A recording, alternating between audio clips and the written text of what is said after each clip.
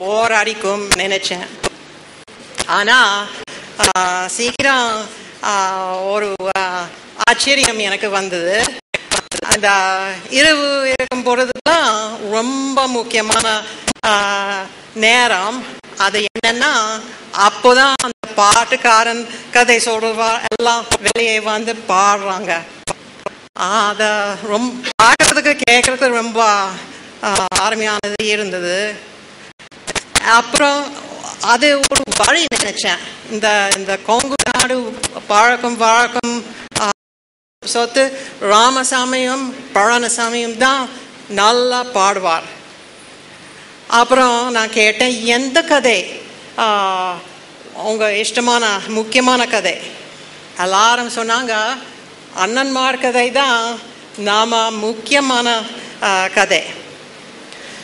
சரி, அப்போ ராமசாமியும் பழனிசாமியும் தேடி கேட்டு, நீங்கள் 2 பேரும் இந்த அண்ணன்மார் கதை எனக்காக நாம கிராமத்து ஜனங்களுக்கு பாட முடியுமா? ஓ சரி, சந்தோஷமா பாடுறேன் அப்படி பதில் வந்தது. அப்புறம் நான் ஒரு டேப் ரெக்கார்டர் கொண்டு வந்தேன். அது வீடியோ கேமராலாம் இல்லை அந்த நேரத்தில், ஆனால் டேப் ரெக்கார்டர் இருந்தது. சரி, ராமசாமி உங்கள் பாட்டு டேப் ரெக்கார்ட் செய்யலாமா, முடியுமா அப்படி கேட்டேன். ஓ சந்தோஷம், நீங்கள் டேப் ரெக்கார்ட் செய்யுங்க ஆரம்பிச்சு நாங்கள். ஆனால் ஒரு முக்கியமான இது கேட்குறது மறந்துட்டேன். அது எத்தனை மணி நேரம் வேணும் இந்த கதைக்கு? அது நான் நினைக்கல. 44 மணி நேரத்துக்கு பிறகு தான் அந்த கதை முடிந்தது. பாரினத்து இரவு வேண்டியது அந்த கதைக்கு. அப்புறம் அது 1965 அந்த கதையை டேப் ரெக்கார்ட் பண்ணேன். இது வரைக்கும் 45 வருஷம் ஆயிடுது. இன்னும் அந்த கதை படிச்சுக்கிட்டே இருக்கிறேன், அதை பற்றி இருக்கிறேன். இந்த கதை எத்தனை முக்கியமான விஷயம், எத்தனை முக்கியமான ஐடியா இருக்கிறது. அதுக்காக இந்த கதை மேல ஒரு ரொம்ப அன்பு வந்ததுக்கு இப்போ இந்த கதை திரும்பி உங்களுக்கு நாம கொங்கு நாட்டுக்காரனுக்கு கொடுக்க வேண்டியது. இப்போ கேட்கறதுக்கு பார்க்கறதுக்கு இந்த கதை ரொம்ப கஷ்டம். இந்த ராத்திரி தான் ஒரு மணி நேரம் பாடுறாங்க. அதை நீங்கள் போய் பாருங்க, அது ரொம்ப ஃபைன் இருக்கும். ஆனால் அந்த ஃபுல் கதை 44 மணி நேரம் கேட்கறது ரொம்ப கஷ்டம் இந்த நேரத்தில். அதுக்காக வெளியே திரும்பி உங்களுக்கு கொடுக்குறேன் நினைச்சு இப்போ ஒரு 4 வருஷம் அனிமேஷன் பண்ணி இப்போ பண்ணிக்கிறேன் என் முக்கியமான ஆர்டிஸ்டோடு. அதுக்கு ஒரு ட்ரெய்லர் இருக்குது. அந்த ட்ரெய்லர் சிவகுமார் அவர் குரல் கொடுத்தாங்க. அது இப்போ வேணும். இருங்க,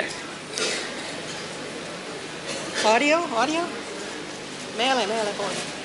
அப்பகுதி மக்களால் கொங்கு நாடு என்று அழைக்கப்படுகிறது.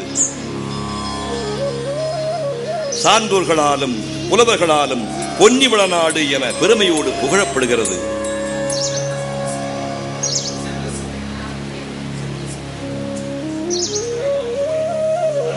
நானும் சென்றுதான் நடுவில் இருக்குது. இது கொங்கு நாட்டு மக்களின் மகாபாரதம்.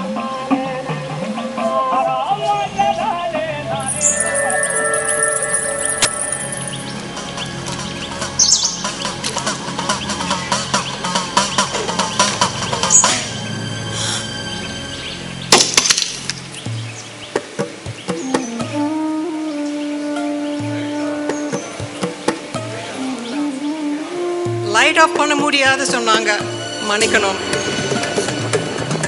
பலம், பலவீனம், முரண்பாடுகள், துயரம், வலி, போராட்டம். பொன்னிவள நாட்டு மக்களின் கடந்த கால வாழ்க்கை முறையை சித்தரிக்கும் வீர வரலாறு.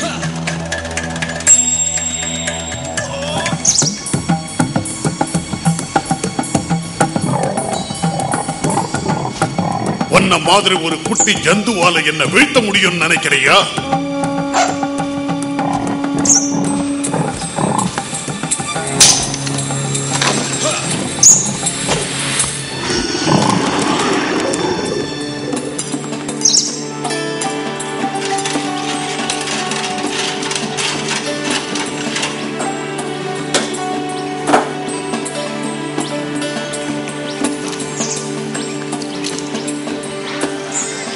மனதை கொள்ளை கொள்ளும் இந்த கண்கொள்ளா வண்ணக் காட்சிகள் கொங்கு சீமையின் நட்புரிமைகளை நவீன உலகிற்கு சொல்ல வருகிறது.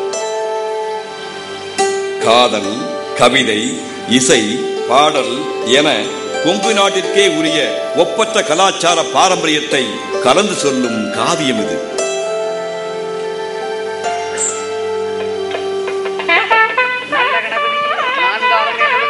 அல்லவினைகள் எல்லாம் அகிலுமே சொல்லறியேன்.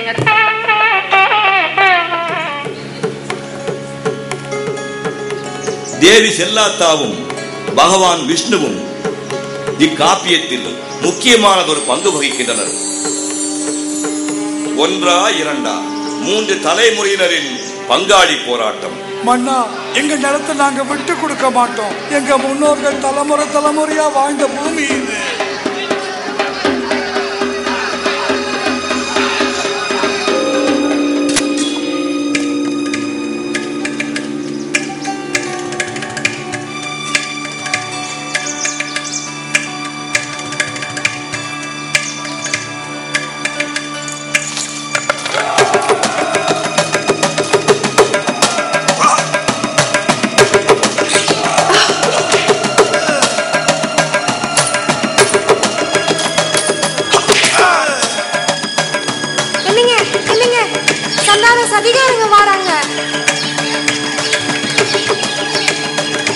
நியாயம் காக்க வாளேந்தி தலைவர்களை கண்டறிந்து நீதியை நிலைநாட்ட அங்கே போர். பங்காளிகளின் நயவஞ்சகம், பழி தீர்ப்பு, நாடு கடத்தல், வாரிசுரிமை போன்ற ஆழமான உணர்ச்சிகளை உள்ளடக்கிய கதை.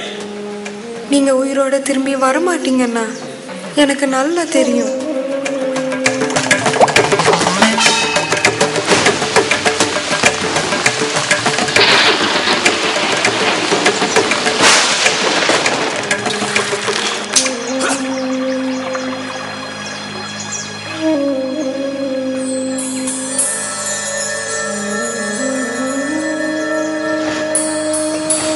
நாற்பத்தைந்து ஆண்டுகளுக்கு முன்பு இரு கொங்கு நாட்டு உடுக்கை பாடகர்களால் 18 இரவுகள் பாடப்பட்டு பதிவு செய்யப்பட்ட கதை இன்று புதுப்பொலிவோடு வெளிவருகிறது. பல வருட ஆராய்ச்சியால் உருவாக்கப்பட்டு புதுமையான முயற்சியில் எளிமையான முறையில் உங்களிடம் வர உள்ள கதை அனைவரும் காண வேண்டிய வீர வரலாற்று காவியம் இதோ மிக விரைவில் உங்களிடம் வர இருக்கின்றது. ஒரு மாபெரும் வரலாற்று காவியம் இன்று 26 அனிமேஷன் தொலைக்காட்சி பகுதிகளாக நவீன தொழில்நுட்பத்தோடு உலகெங்கும் உலாவர உள்ளது. பேச போகிறேன். I hope you enjoyed that. We're going to be about 6 more months in preparing the animation, and then we hope to bring it out and share it with everyone here in Tamil Nadu. Going to bring it out in Tamil with Shivakumar.